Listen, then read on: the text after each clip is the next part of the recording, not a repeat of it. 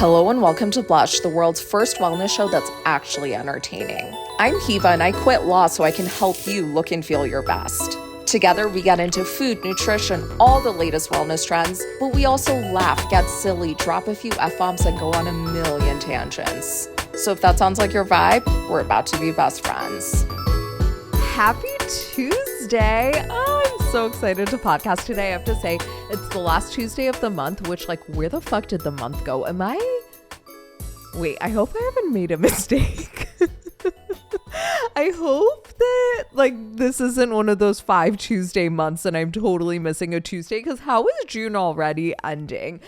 Anyway, I'm so excited because the questions for this month are so fucking good. It's some of the best questions I've been asked, and I think we're gonna have so much fun answering them.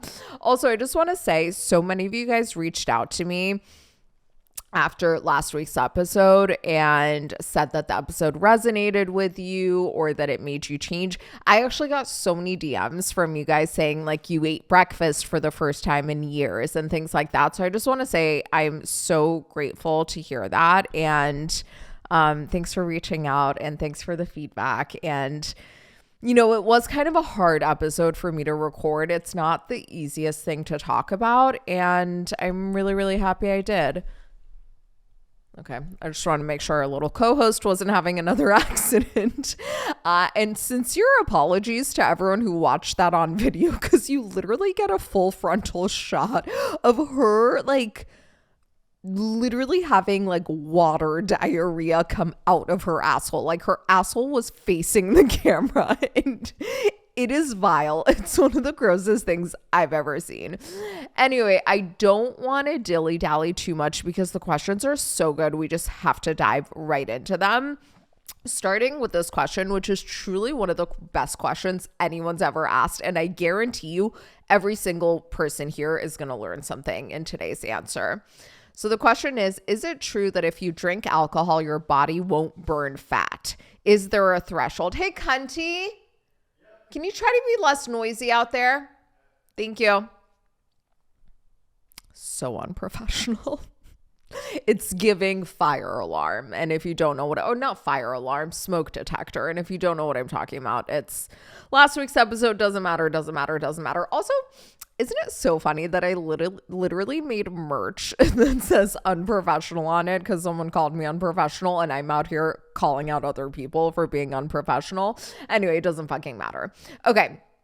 Is it true that if you drink alcohol, your body won't burn fat? Is there a threshold? Wait, I do have to go on a little bit of a tangent. So Paige DeSorbo was just on Love Island. If you don't know what I'm talking about, Paige is on Summer House, or was on Summer House. She announced that she retired and she just appeared on Love Island. Now, I don't watch Love Island. I hear it's phenomenal, and I don't want to say like, oh, I'm too busy to watch that much TV, because that's not true. I could easily make time to watch that much TV. It's just not good for my mental health. I'm someone who, like, wants to sit on the couch and watch TV all the time, and what I need to be doing is, like, leaving the house on occasion and seeing other human beings. So I don't partake in Love Island culture.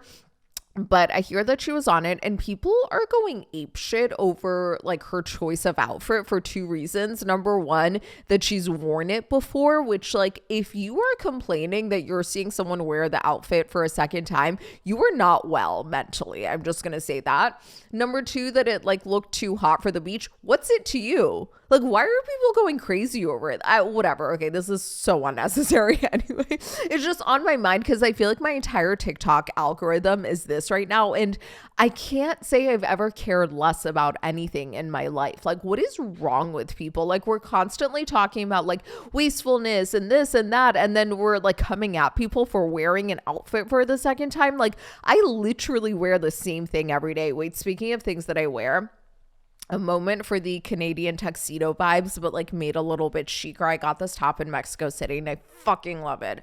Okay. Anyway, I do kind of give, like, cowboy energy though, because it's a silver hardware kind of day. Although we do mix metals, because listen, I'm not going to take out all of my ear piercings all the time. You know, I'm not going to like change everything out from gold to silver all the time. So even if like the main hole has a silver in it, the rest are going to be gold. Like it's just how things are going to go. Wait, okay. One other tangent. I recently started using Prequel Skincare products. I know I'm like constantly talking about my skincare shit and I'm constantly changing things. That's the problem. Yo, their shit is so fucking good. Their peel, it's like a multi-acid peel, is one of the best skincare products I've ever used in my entire fucking life. And I've used so many peels. I've used the really popular ones. Like, I'm just going to call shit out, like that Dr. Dennis Gross thing that everyone's fucking obsessed with. Yeah, it's good. It is not even comparable to this shit. This is one of the best fucking products I've ever used. I love their half and half as like a primer type vibe. Like, it makes you kind of glowy. It's kind of like the Rhode glazing milk, but Rhode glazing milk is extremely pore clogging. If you have acne prone skin, it's like not great. At least that's been my experience and the experience of anyone I've ever heard of. But that fucking Prequel half and half is good, but I just used their moisturizer for the first time. Holy fucking shit. It is so fucking good. Okay, last tangent. Okay, do you guys know, no, I don't think I talked about it on the podcast, but I definitely talked about it on my Instagram and it was featured on my TikTok, where for a while my lips were getting so irritated, especially the outline, and it was just getting red and big and inflamed. And listen, I'm not gonna lie, I did enjoy them getting red and big and inflamed. I did not enjoy the itchiness that accompanied the process and also the general knowledge that like something was wrong. I figured out what it was from. It was a lip product that I used, and I suspected that it may have been because I got that lip product right when I got back from Mexico City. It was like a lip peptide type thing. And right when I started using it, that happened. But so that was kind of my first instinct. But then I was like, no, there's no way, because I don't have very sensitive skin. Like, I almost never react to products. Like, I'm just not that kind. Like, my skin's like quite resilient. I actually, in general, as emotionally sensitive as I can be sometimes, which I actually don't even think I'm emotionally sensitive. I think really what it is I'm incredibly insecure. So if you hit at one of my insecurities, I'm going to be sensitive.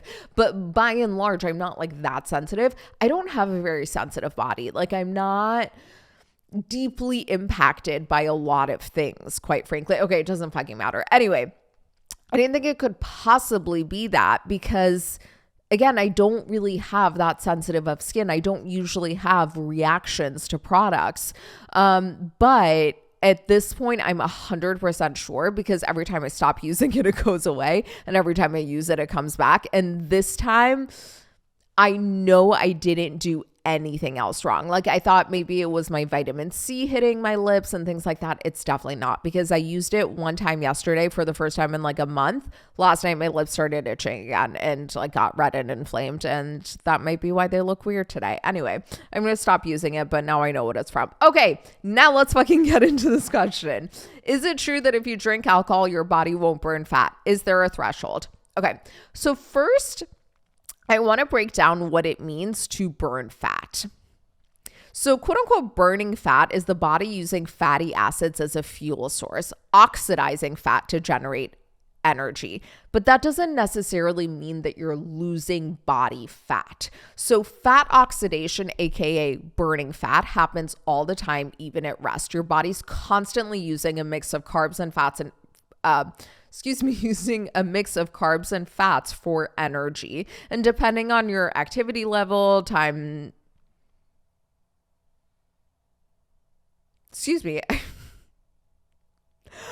it's like I just had a stroke. I don't even know what happened. Depending on your activity level, the time since your last meal, your hormonal state, things like that, it can vary, but you're always oxidizing fat. But that's different from losing body fat.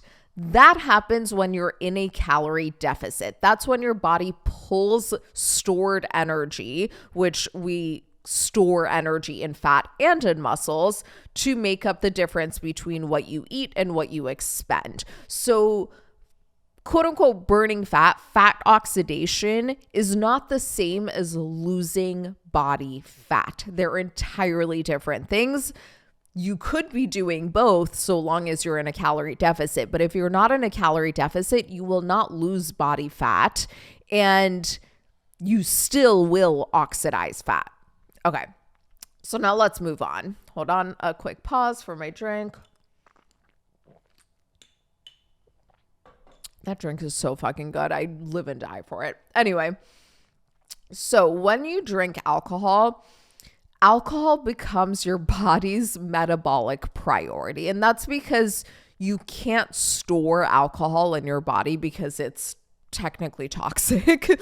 So when you drink alcohol, your body prioritizes metabolizing that alcohol. So everything else that happens, like burning carbs, fat, protein, get temporarily paused and you don't use them for energy. Also, another fun fact that has literally nothing to do with this, but again, because alcohol is so toxic, your liver is always going to prioritize metabolizing alcohol over anything else. So if you take medication at the same time as drinking alcohol, you're not going to absorb that medication until your body is done processing the alcohol because it just takes precedence over everything else. So there's this big misconception out there that if you're on antibiotics, you can't drink alcohol. And for the most part, that's not true. Now, there is one exception. There's an antibiotic called Flagyl, which isn't even a normal antibiotic. That one, like, you'll fucking like die if you drink it with alcohol. And trust me, if you're ever prescribed that, you will know. Like, your doctor will tell you, the pharmacist will tell you, there will be warnings all over it. Like, you will get violently ill if you drink on Flagyl. Pretty much any other antibiotic, it doesn't really matter. Now, if you're sick, you shouldn't be drinking, period, for a whole host of other reasons, but it's not the antibiotic itself. However, one very important caveat, don't take your antibiotic the same time as you're drinking, because then you're just not going to metabolize it correctly. Anyway, so when you drink, that becomes your body's metabolic priority. And so the alcohol is broken down in the liver into acetate. Is it acetate or acetate? Acetate. Whatever. I'm going to say acetate. I'm so sorry if I'm saying it wrong. If you know that I'm saying it wrong, it's going to be a very unpleasant experience for you to hear me say it wrong another 20 times for the next few minutes, but it might just happen and we're just gonna have to live with it. So your liver breaks it down into acetate, and then your body uses that acetate as a fuel source. As long as your acetate levels stay high, fat oxidation, the first thing we talked about, is suppressed, not permanently, but acutely. So yes, while you're drinking, you stop fat oxidation until your body metabolizes the alcohol. However, I suspect the real question here was, does alcohol prevent fat loss, as in body fat loss? And the answer to that is a lot more nuanced. Again, fat loss happens when your total calorie intake is less than your total calorie or energy expenditure. So long as your total calorie intake is less than your total energy expenditure, you will burn body fat regardless of whether alcohol is in the picture or not. However, when you are drinking alcohol, it's a lot more likely that your total calorie intake will not be less than your total energy expenditure and may even exceed it for a number of reasons. Number one, alcohol has calories, plus the way we drink it tends to have more calories, sugary drinks, etc. Even more so, number two, is we tend to make poor food choices when alcohol's in our system. Like, think back to college. You go out, you're drinking beers all night. You go home, you order pizza. The pizza comes with ranch. You're dipping the pizza into ranch. Then you find some bread, and then you find some house dressing from the cheese shop. Okay, now I'm only talking about my college experience here, but it doesn't fucking matter. We can all relate to making poor food choices when drinking, and even eating food when we're not necessarily hungry just because we kind of want to, or like sometimes you drink too much and then you feel like you have to eat something to absorb the alcohol, which isn't entirely how it works anyway, but it does seem to make some difference, yada, yada, yada. You know where I'm going with this. And then number three, and I mean, there are a lot of other reasons, but I'd say these are the three primary ones. Alcohol really, really negatively affects sleep. And then when we're tired, we tend to eat more to compensate for it. So those are the ways in which alcohol really tends to affect body weight. All that being said, if your total calorie intake, including the alcohol consumed, is still less than your total daily energy expenditure, then you'll still lose fat over time, even if fat oxidation is temporarily suppressed while your body metabolizes the alcohol. So here's how it works. Basically, you drink alcohol. It's prioritized, it's oxidized first. While that happens, your body shifts away from using fat as fuel. But once the alcohol is cleared, which usually takes a few hours, your body resumes normal fuel usage. So if you're in a calorie deficit, your body still needs to pull that energy from somewhere. So it'll start breaking down stored fat and potentially muscle, depending on diet and exercise, yada, yada, yada. We're not going to talk about when you break down muscle versus when you break down fat, because that's a whole separate subject. If someone has a question about that, let me know. We can cover it next month, but that's not in today's program, if you will, to make up for the energy shortfall.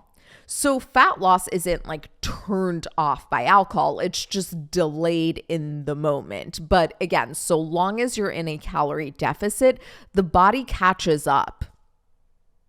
So one way to think of this is think of the last time you were flying.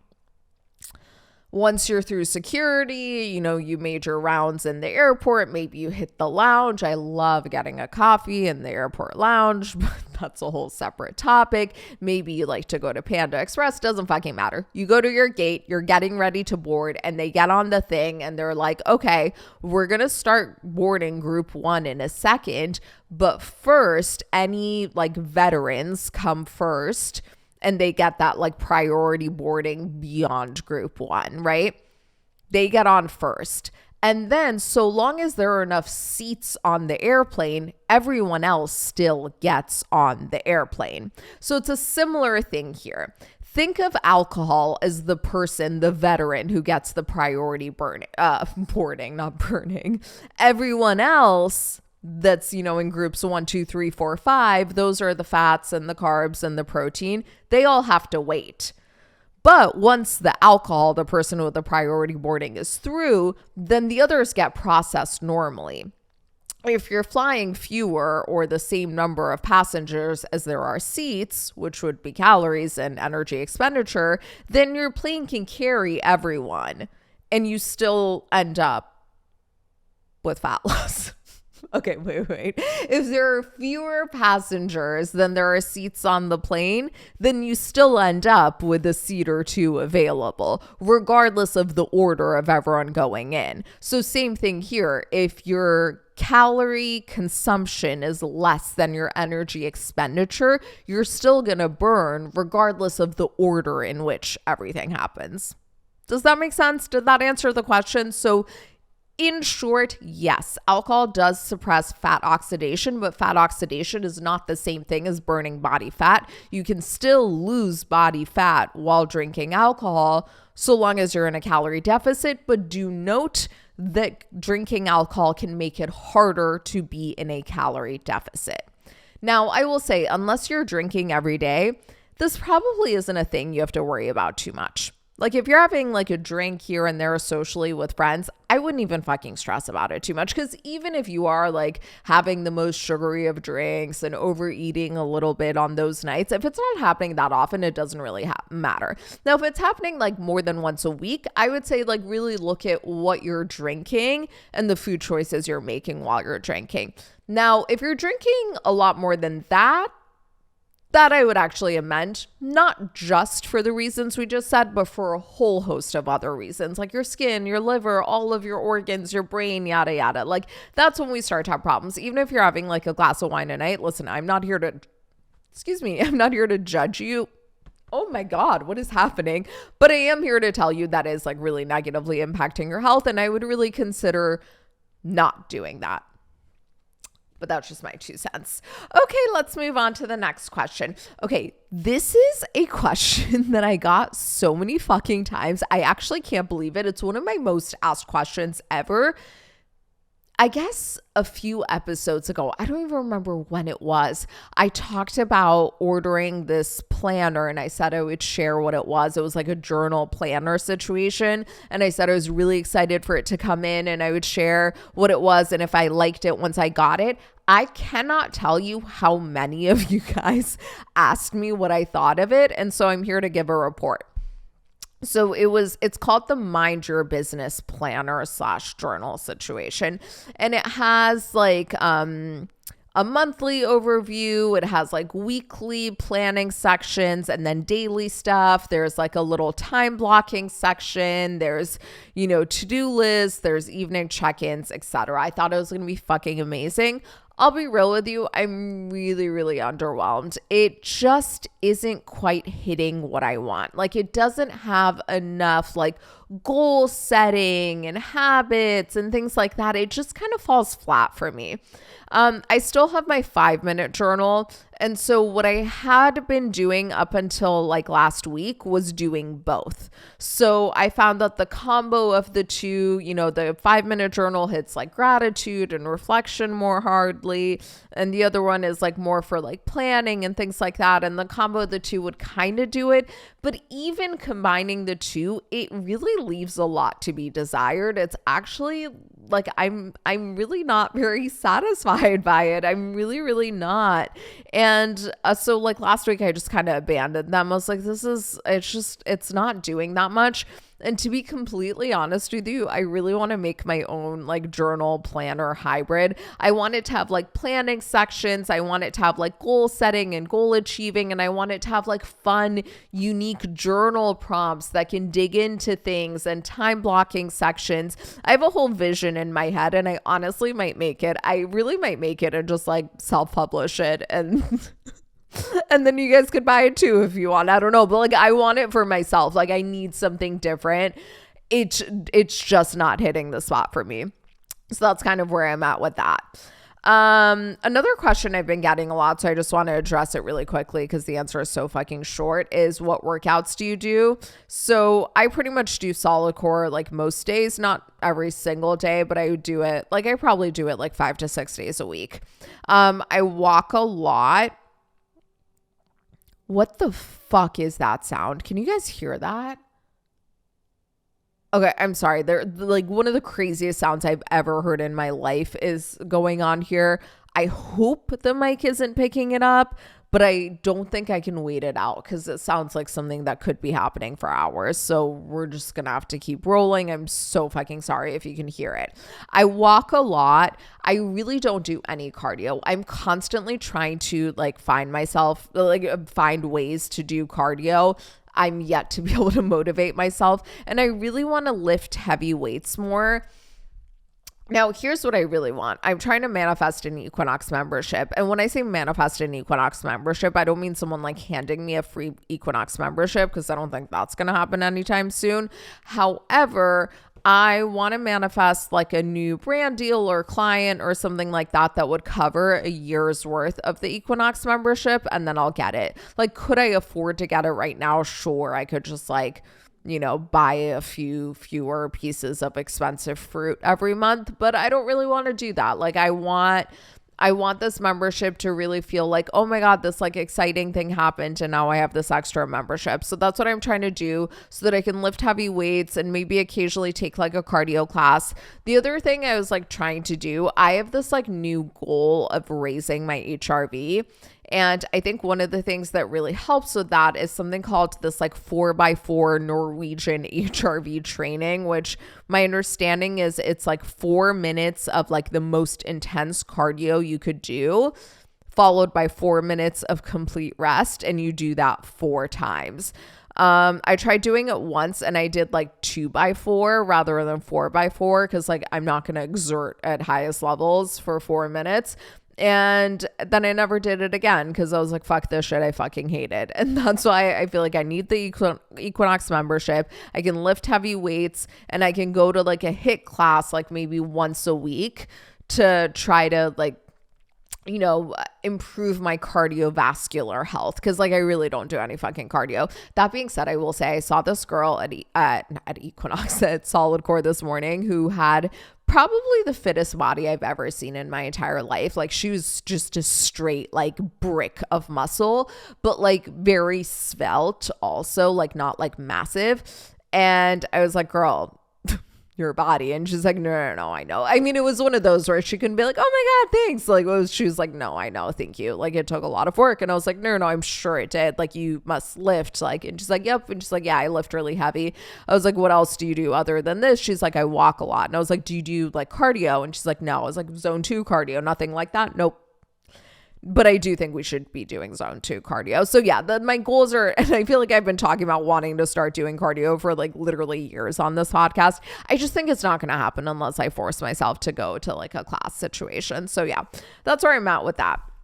Okay, I'm going to skip ahead to this question because I think it's going to take a long time to answer. And it's a really fucking good question again. What do you think when people say, quote unquote, weight gain is your metabolism's fault? All right, we're going to pause so I can take a sip of my drink before I answer this because it's a really long answer.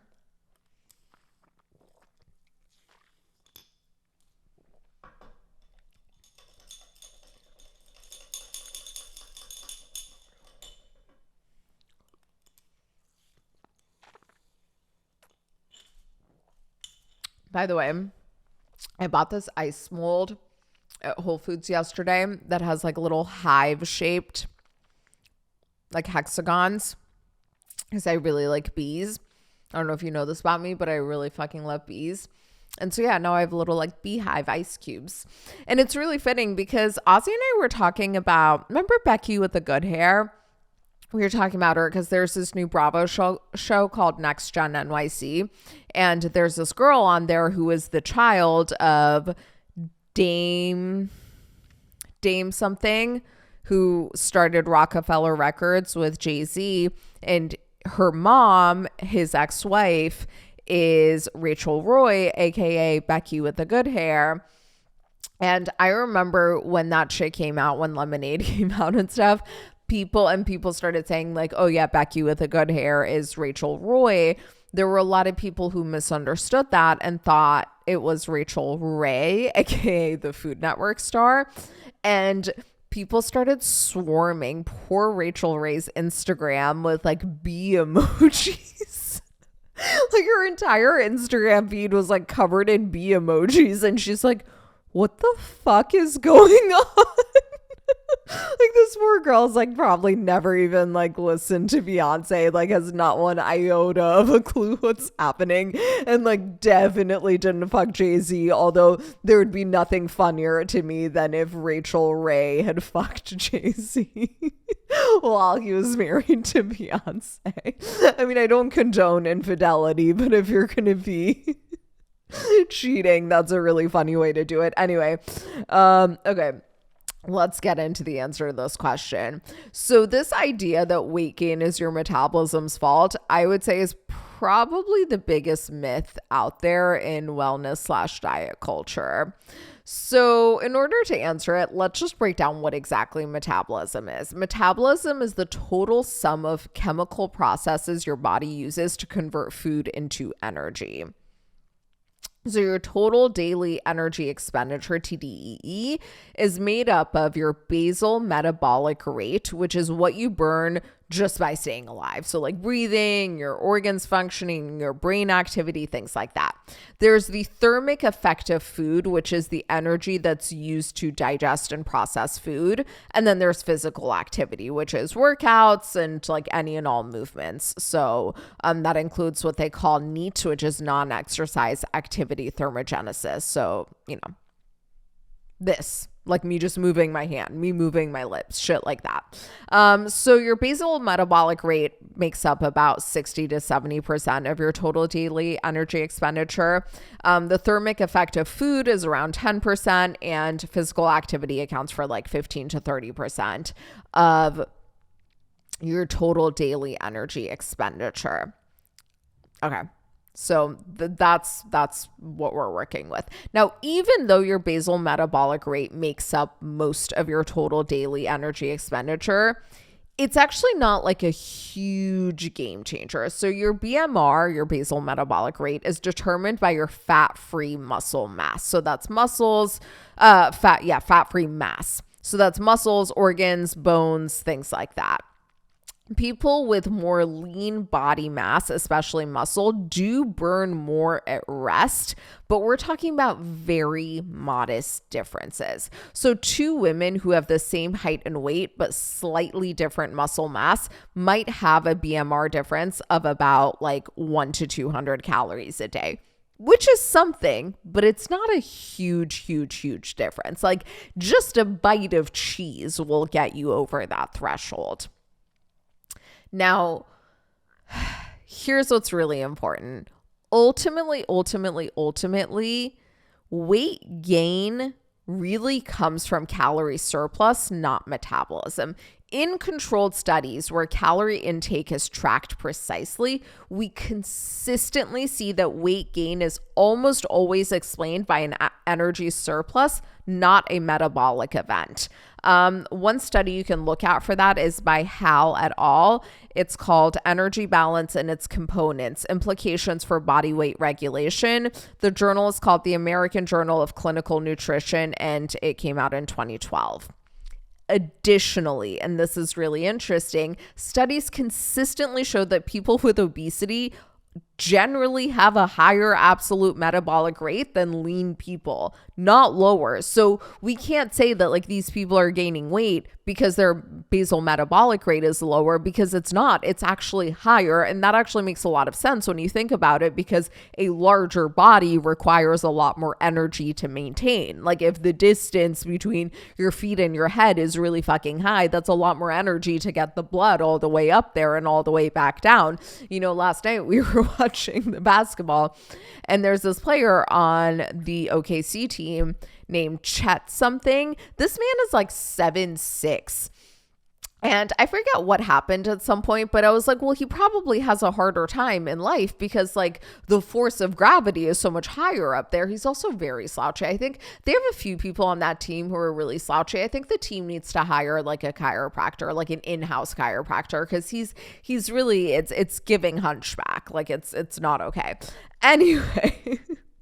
And a study you can look out for that is by Mueller et al. It's in Obesity Reviews, which I feel like they could rename the journal, but that's neither here nor there.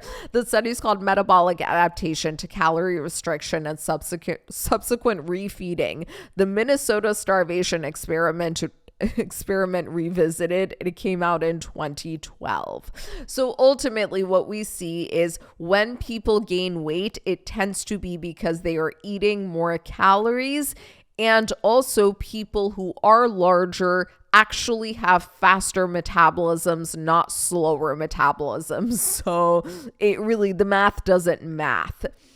Now, people do love to blame metabolism because it's easier. We chronically overestimate our movement, and we chronically underestimate how much we're eating significantly. Like it's crazy. I've seen this with my mom, because like my mom will be like, I don't know why I'm gaining weight, like I eat so little, blah blah, but then she's just grazing at things throughout the day, not realizing all the calories she's taking in. I see people complain about this, and then I watch them cook, and they're easily adding like 500 calories of oil to a pan when they're cooking without even realizing just how much it is. Now, I'm not saying you should be like afraid of food or afraid of calories or anything like that. I'm just saying if you're gaining weight, you most likely are not realizing that there are these little hidden places where you're consuming calories they're just not even noticing. I mean, a handful of nuts, a few hundred calories right there without even realizing it. I went to school with this girl who was always like wanting to lose weight, and she just thought nothing worked for her, and she thought it was because of like her PCOS or this and that and her thyroid and her metabolism, blah blah. And then we went on vacation together, and I realized she was constantly snacking, like we would be getting ready to go out and she's having a snack. Like we'd be like on like a 30-minute hike and she's having hike snacks. I was like, you don't need a trail mix for this. Like, it's fine. Like, you don't need to be eating this often. Like, this is crazy. And I think a lot of it was because we grew up during a time and people talked about like, oh, you have to like eat little meals throughout the day to keep your metabolism revved up. Your metabolism is not going to compensate for that many excess calories. It just isn't. The difference is so small. And that brings me back. Oh, and another thing I want to say as far as calories burned, if you're using any sort of like calorie tracker device, like an Oura Ring or like heart rate monitors, etc., they tend to actually overestimate the number of calories that we burn. So that's one thing. Another is people think like, oh, I burned this many calories, so that means I get to eat this many extra calories. No, that's not how it works. Just ignore the calories that you think you burned. Just completely let that go. Take that out of the equation. That would be my advice. Here's the actual truth, though, about metabolism, fat loss, calories, etc. Most people's metabolic rates are surprisingly similar when we adjust for fat-free muscle mass. So the differences in daily calorie burn, your TDEE that we talked about before, come more from movement habits, muscle mass, and food choices than your fixed metabolic rate. Your metabolism can adjust, but the difference is usually like to dieting and things like that. It's called thermogenesis. But the difference is usually no more than 100 calories, at most 300 calories a day. I'm not saying that's nothing. It's something, but it's not as much as you might think it is. And here's an illustration of how little it matters. So think of hypothyroidism, right? That's a clinical disease where people's thyroids are underworking. I've had it before. It's hellish. Like, I really don't recommend it for anyone. So we always think like, oh, people with hypothyroidism are gaining weight because their metabolism slowed down. Not exactly. People with hypothyroidism tend to gain weight, but the metabolic rate has very little to do with it. So thyroid hormones, primarily T3, which is the active form of thyroid hormone, regulate your metabolic rate. So when you have hypothyroidism, your BMR, your basal metabolic rate, does drop, but only by about like 5 to at most 15%, which again accounts for around 100 at max 300 calories a day. Again, it's not nothing, but it's not so dramatic. The bigger reason why people with hypothyroidism tend to gain weight is because they eat more. They tend to be really fucking tired. As someone who's had hypothyroidism, I can tell you, you're dragging all the time. Like, you're so exhausted, and therefore you eat more just to get through the day. Plus, when you have hypothyroidism, your mood tends to be lower, so you tend to eat more because of that. Your cravings go up, so you tend to eat more because of that. And lastly, there is some like water retention thing with hypothyroidism, but I'm not even going to get into that. So here's an example to like put it with numbers. Let's say your baseline basal metabolic rate is 1,500 calories a day. And then you develop hypothyroidism and your BMR drops by 10%, which is pretty generous. It's usually closer to 5%. So now you burn about 1,350 calories a day at rest if you're not moving at all. So that's 150 calories fewer per day. And over the course of a week, that adds up to about 1,050 calories. Over a month, that's 4,200 calories, which is about 1.2 pounds. So in this fairly extreme hypothetical scenario where you are developing a clinical disease and at a pretty extreme rate, that clinical disease would only lead to you gaining 1.2 pounds per month. Now let's add food into it. Now let's say this all happens, and because of all the reasons I mentioned before, your energy is lower, your mood is lower, you start to eat more. So that's like 200 extra calories a day. And let's say because you're so tired and you're just not in the fucking mood, you're moving a lot less. So let's say that's 200 fewer calories a day. Now you're at 150 extra calories a day from your BMR, 200 extra calories a day from moving less, 200 extra calories a day from eating more. That's a 550 calorie surplus per day. That ends up being 3.5 pounds per month, but only a third of that came from the lowered metabolism. So the point I'm trying to make here is that statement is pretty wildly incorrect. Your metabolism is far, far, far less to do with it. Your food intake has a lot more to do with it. And on that note, I also want to talk about something else.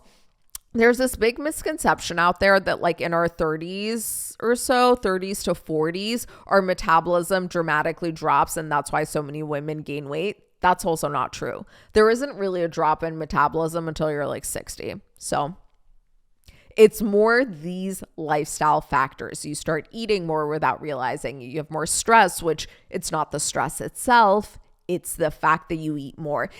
Like plain and simple, between this and the alcohol question, very plain and simple. When people are losing weight, it's because they're eating less. When people are gaining weight, it's because they're eating more. Is that a generalization? Yes. Does the generalization hold? By and large, it does. Now, what's far more interesting is to look at why people are eating less and why people are eating more, because often it's happening without even realizing it, and sometimes for really bad reasons. I remember, I almost don't want to talk about her by name, but like she'll never know. So Amanda Butella, I don't know if I'm pronouncing her as Batula on Summer House, kind of lost a lot of weight. And people were kind of coming at her saying she had an eating disorder and stuff, which also like is crazy. Why would you come at someone with like a mental health condition? But that's neither here nor there. And she was always like, no, I'm eating so much. I don't understand. She was acknowledging like her body was changing kind of rapidly, and like she really couldn't figure it out. And then now that she's on antidepressants, her body looks far more like it used to look. She looks a lot healthier. She looks a lot more vibrant. And now I think it's pretty clear that her mental health was causing her to eat less without her even realizing it. Like she literally had no idea. She thought she was eating a normal amount, but she just wasn't. And that's why she was losing weight. So sometimes it's not even like a good thing. I'm kind of the opposite. When my mental health drops, I eat a lot more. I'm a comfort eater. I'm an emotional eater. And when my mental health is better, I eat less without even trying. When I'm happier, I eat less without even trying. It's not even a thing. It's just that I'm happier, so I don't really need to like turn to food like that. There are so many things that affect how we eat more often than not without us even realizing it. And those are the things that are making a big difference in the appearance of your body, far more than these inner mechanisms like your metabolism. Like you really don't need to worry about your metabolism that much. Like it's really like you're probably fine. Again, even I had hypothyroidism, okay? And ask anyone who's had hypothyroidism, when they go on thyroid medication, the weight doesn't just fall off. It doesn't. The only way it does is if it regulates your mood and your energy levels to the point where you then need to turn to food less. And that's what happened to me a few years ago. I kind of lost like not a dramatic amount of weight, but definitely a noticeable weight change. I think it happened like in the winter of 2022 to 2023, around that time. And it's because I actually got off my thyroid medication, but I got off my thyroid medication and my energy levels were higher and my mood was better. And so I just wasn't overeating as much. It was that fucking simple.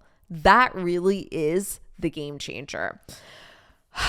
Okay, well, I feel like I've been talking for a really long time and our little co-host has not had a diarrhea explosion. So we're going to move on to foods that make you blush, which is a segment that we do at the end of the show every week where I talk about foods that have nutrients that support things we talked about in this episode. And so for this episode, I want to talk about foods that affect fat oxidation, thyroid, metabolism, and productivity, from the planner question.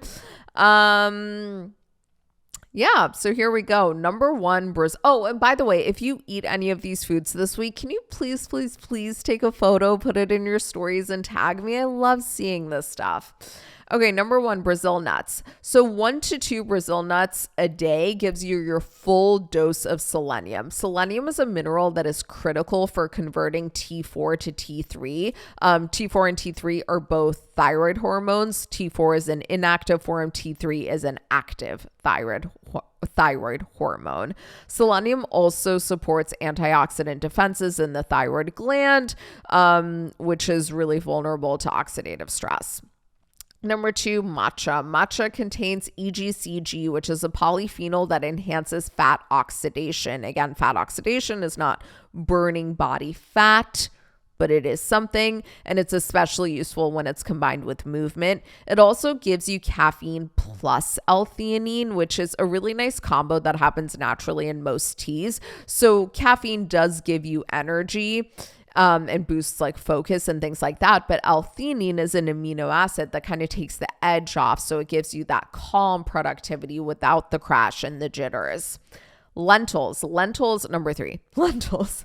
Lentils are high in soluble fiber, which helps regulate blood sugar, supports gut bacteria, and reduces estrogen dominance, which is really helpful for metabolism regulation. It also can help increase GLP-1, which turns down food noise. It's packed with iron and B vitamins, which is essential for mitochondrial energy production, and it's a great source of tyrosine, which is an amino acid that your body uses to make thyroid hormone. I actually take a tyrosine supplement. I just take it in powdered form every day to support my metabolism. I found that to be to support my thyroid, because I have that history of hypothyroidism, and I found that to be incredibly helpful for energy. Number 4, pumpkin seeds. Pumpkin seeds are loaded with zinc, which is crucial for thyroid hormone synthesis and immune resilience. It's also high in magnesium, which is needed for over 300 enzymatic reactions in your body, including ATP production, which is basically energy.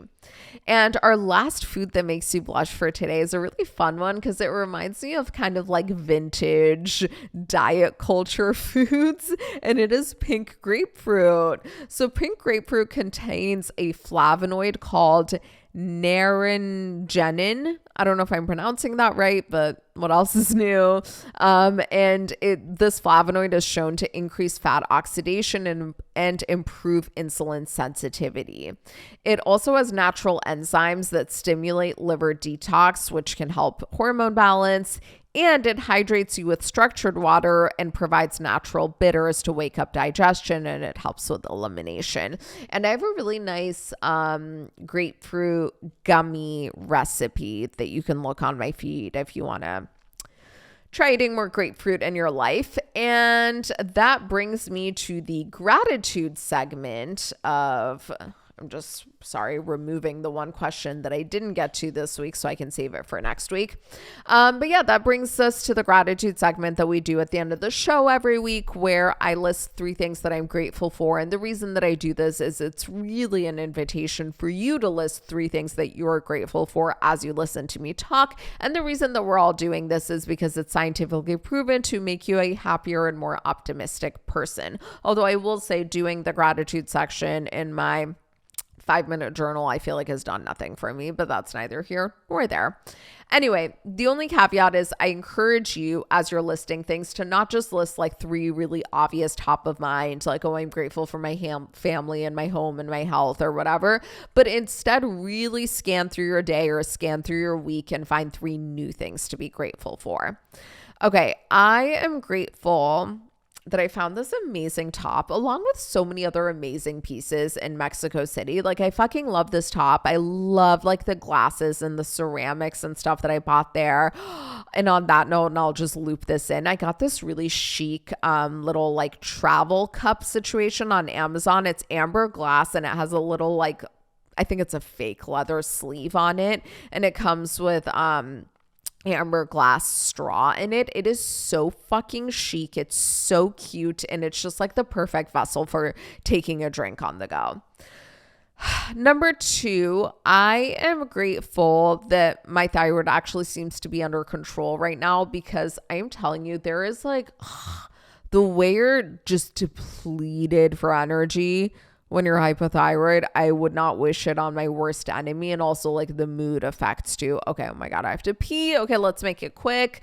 And lastly, I am grateful.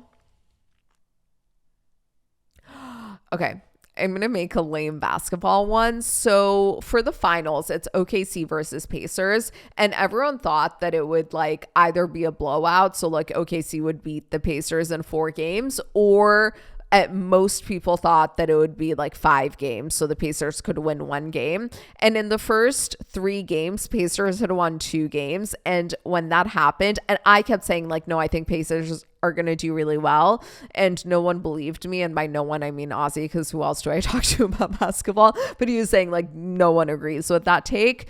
And when that shit happened, it just proved me right. And I think it garnered me a lot of respect, mainly from Ozzy. And for that, I'm really fucking grateful, because there is nothing I enjoy more than being right, but especially being right in a man's field.